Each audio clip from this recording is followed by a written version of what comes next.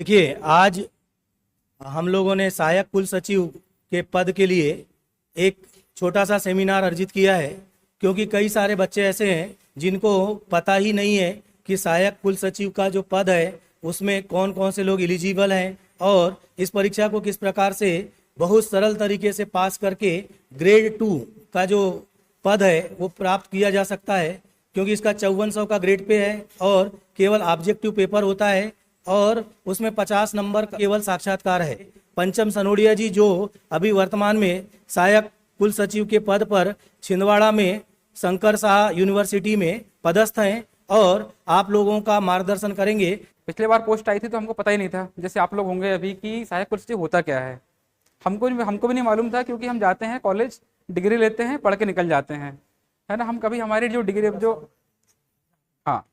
जो हमारी मार्कशीट होती है ना, तो हम कभी मार्कशीट में देखते भी नहीं हैं कि उसमें साइन किसके हैं। नीचे आप देखेंगे जाके तो उसमें कोने में साइन होते हैं असिस्टेंट रजिस्ट्रार एग्जाम, है ना, ऐसे करके उसमें सील साइन होते हैं जो हम कभी नहीं देखते हैं। तो हमको पता ही नहीं होता है कि ये पोस्ट क्या है, इसका काम क्या है ना, क्योंकि हमको बस हमने लिया अपना मार्कशीट और हो गया, हमारा काम खत्म हो गया वहीं से। लेकिन ये जो पोस्ट है, विश्वविद्यालय का जो स्ट्रक्चर है, पहले होते हैं कुलपति, वाइस चांसलर, है ना, जो विश्वविद्यालय के हेड होते हैं। सारा अप्रूवल अगर विश्वविद्यालय में कोई भी काम होना है तो उसमें कुलपति की अनुमति चाहिए होती है। 5 लाख रुपए से कम तक के जो सैंक्शन है वो कुलपति को पावर होते हैं कि 5 लाख तक के जो जैसे हमको फर्नीचर लेना है, कंप्यूटर लेना है, स्टेशनरी लेना है, तो 5 लाख तक की पावर होती है कुलपति को। तो वहाँ से उनसे सैंक्शन लेके रजिस्ट्रार उसको एग्जीक्यूट करते हैं हर जगह। जैसे अन्य विभागों में होते हैं कि मंत्रालय से एग्जीक्यूशन हुआ, उसका अप्रूवल मिला, जो एग्जीक्यूशन है वहाँ के पीएस और अन्य अधिकारी करते हैं। तो ऐसी काम होता है विश्वविद्यालय में। और उसके ऊपर होता है एग्जीक्यूटिव काउंसिल, जैसा आपका सिलेबस में लिखा है कार्य परिषद। कार्य परिषद से अगर 5 लाख के ऊपर के जो भी काम कराना हमको विश्वविद्यालय में, तो वो हम कार्य परिषद से अनुमति लेके वो काम विश्वविद्यालय में होते हैं। उसके नीचे होते हैं जो मेन जो है एडमिनिस्ट्रेशन जो है वहाँ विश्वविद्यालय का, तो आपका कुलपति हो गए, वाइस चांसलर, देन कुल सचिव, रजिस्ट्रार, उपकुल सचिव, डिप्टी रजिस्ट्रार, और उनके नीचे होते हैं फिर असिस्टेंट रजिस्ट्रार, जिसके लिए आज हम लोग यहाँ पर चर्चा करने के लिए बैठे हुए हैं। असिस्टेंट रजिस्ट्रार हर विश्वविद्यालय में लगभग 5-6 होते हैं, जैसे अलग अलग उनको डिपार्टमेंट देते हैं। एस्टेब्लिशमेंट में जो असिस्टेंट रजिस्ट्रार होते हैं कि विश्वविद्यालय में जितने भी एम्प्लॉइज हैं, जितने भी कर्मचारी हैं, वहाँ शिक्षक हैं, यूनिवर्सिटी सेटअप में पूरा, तो उनका पूरा रिकॉर्ड, जैसे वेतन वृद्धि है, वेतनमान का लाभ उनको मिलना, उनके अवकाश, इतनी जो इस तरह की जो सारी इन्फॉर्मेशन है वो जो स्थापना, एस्टेब्लिशमेंट मतलब स्थापना, तो स्थापना का जो सहायक कुल सचिव है वो रखते हैं। और वहाँ से उनके नीचे होते हैं क्लेरिकल स्टाफ। आपके जैसे अगर आप स्थापना संभाल रहे हैं तो हो सकता है कि 20, 30, 40 क्लेरिकल स्टाफ आपके नीचे रहेगा, वो आपको फाइल मूव करेगा, आप उसमें देखेंगे, फिर आप उसको डिप्टी रजिस्ट्रार, फिर रजिस्ट्रार, फिर बीसी, किसी को अगर प्रमोशन देना है या समयमान वेतनमान का लाभ मिलना है, तो इस तरह का होता है। जो असिस्टेंट रजिस्ट्रार एस्टेब्लिशमेंट तो हो गया हमारा। फिर परचेस, स्टोर एंड परचेस, तो विश्वविद्यालय में जो भी खरीदी होगी, मतलब कि हर विभाग के अलग अलग होते हैं असिस्टेंट रजिस्ट्रार, उनके माध्यम से सारे जो वहाँ के क्रियाकलाप हैं वो होते हैं संपादित। अगर स्टोर का है तो जो भी परचेसिंग वाला काम होगा तो वो पर जो असिस्टेंट रजिस्ट्रार स्टोर हैं वो देखेंगे। डेवलपमेंट है, विश्वविद्यालय में जो भी भवन बनना है या लाइब्रेरी बनना है, तो डेवलपमेंट वाला जितना काम है वो देखेंगे AR डेवलपमेंट। फिर AR एग्ज़ाम, जो आपकी मार्कशीट में उनकी सील लगती है, क्योंकि साइन तो उतने में पूरे में हो नहीं पाते हैं, तो आपका जो बनता है TR पे साइन होते हैं और हर उसमें सील लग जाती है ना। तो ऐसे करके असिस्टेंट रजिस्ट्रार 5-6 होते हैं। और फिर एकेडमिक जो जैसे आपकी PhD हो रही है या विश्वविद्यालय में नए कोर्स होना है, उनका क्या सिलेबस होगा, उनका परीक्षाएं कैसे होना है, तो ये देखना ये काम होता है एकेडमिक का। या फिर कितने क्रेडिट के कौन से सब्जेक्ट होंगे, तो वहाँ से फाइल मूव होती है, वाइस चांसलर तक जाती है। अगर कोई ऐसा बड़ा मुद्दा है कि जिसको कार्य परिषद में लेके जाना है, तो वो मुद्दा जाएगा फिर कार्य परिषद में। कार्य परिषद की अप्रूवल के बाद में फिर वो एग्जीक्यूट हो जाएगा हमारे विश्वविद्यालय में। तो इस तरह का होता है पूरा सेटअप विश्वविद्यालय का।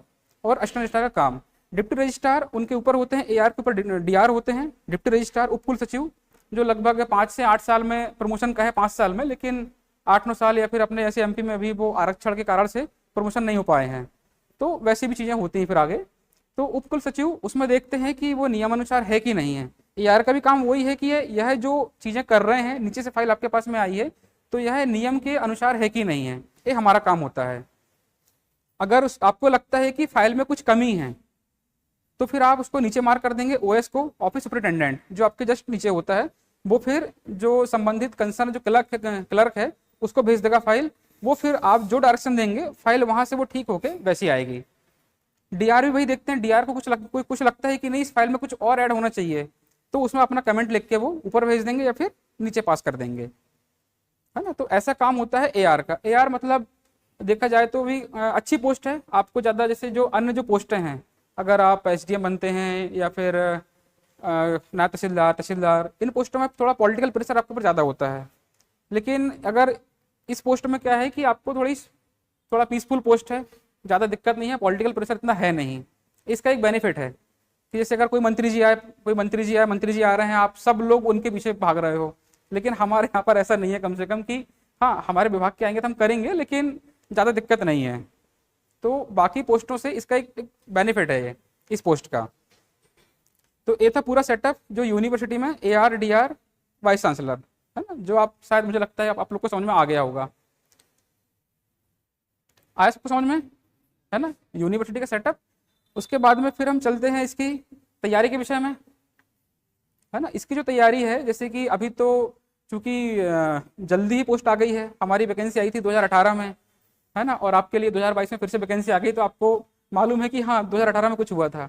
जब हमने एग्जाम दिए थे तो 2003 में वैकेंसी आई थी, 2003 के बाद में वैकेंसी आई थी 2018 में। सब भूल चुके थे कि एआर कोई पोस्ट होती है जो पीएससी से आती है ना, किसी को ऐसी कोई जानकारी नहीं थी।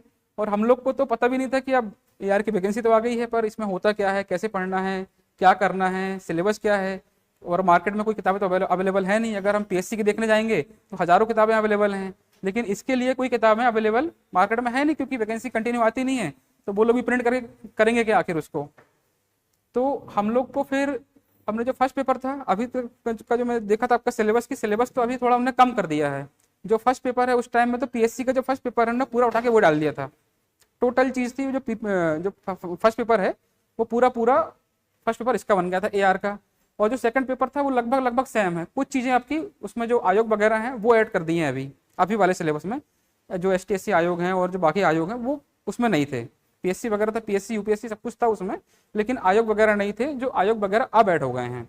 तो आपको जो आयोग की तैयारी तो आपकी है ही, मुझे लगता है कि पीएससी तो तैयारी हर कोई कर ही रहा होगा। और अगर जो नहीं भी कर रहा है तो कोई आयोग बड़ी चीज़ नहीं है ना। अपने को उनकी जो धाराएं हैं, चैप्टर्स हैं, कितने चैप्टर्स हैं, कितनी उसमें धाराएं हैं, वो सब पढ़ना है तो वो तो हो जाएगा आपका। जब इसका वैकेंसी आई, तैयारी चालू करें, अब वैकेंसी आ गई थी, चूंकि अब करना है, समय बहुत कम था, 1.5 महीने का समय उस टाइम में भी था। जून में वैकेंसी आई थी 18 या 15 जून को, और 18 अगस्त को आई थिंक एग्ज़ाम था।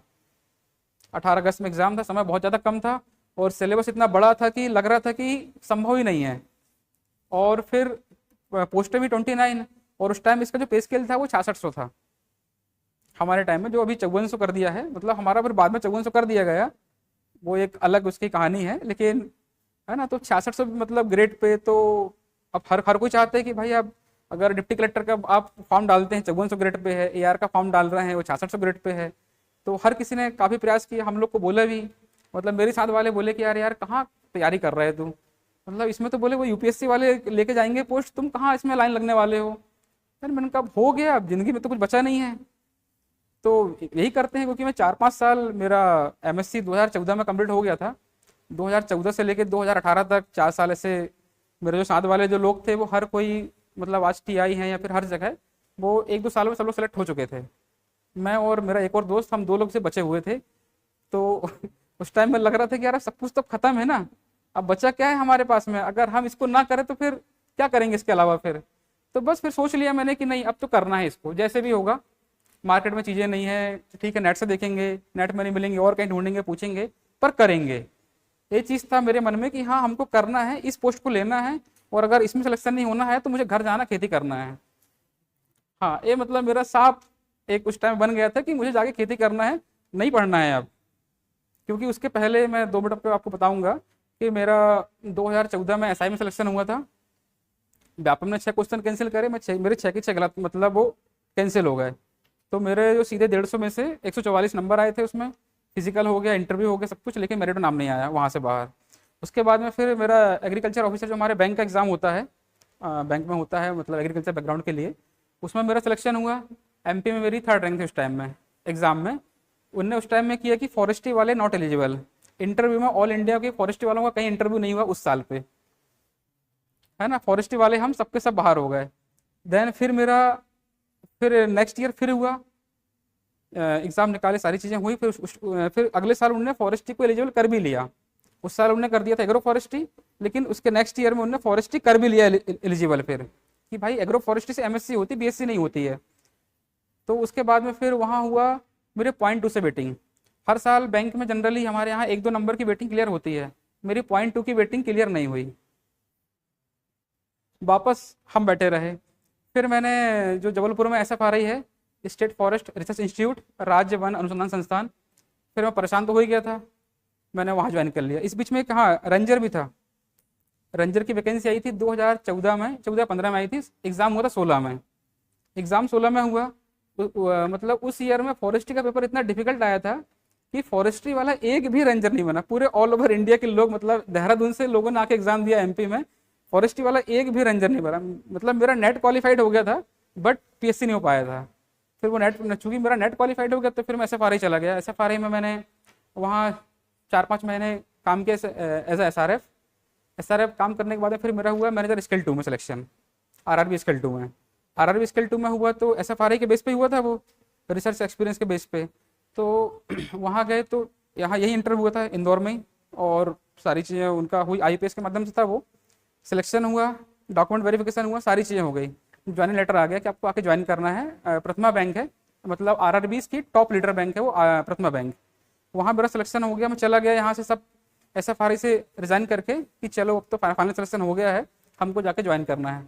ज्वाइन करने गए, वहाँ बोले कि नहीं आपका एक्सपीरियंस रिसर्च का है, हमको चाहिए फील्ड, और बाकी अगर एग्रीकल्चर से कंसर्न होता तो। हम वहाँ से वापस क्या कर रहे हैं, अब कुछ तो बचा नहीं है। उसके बाद में फिर आई थी वैकेंसी AR की।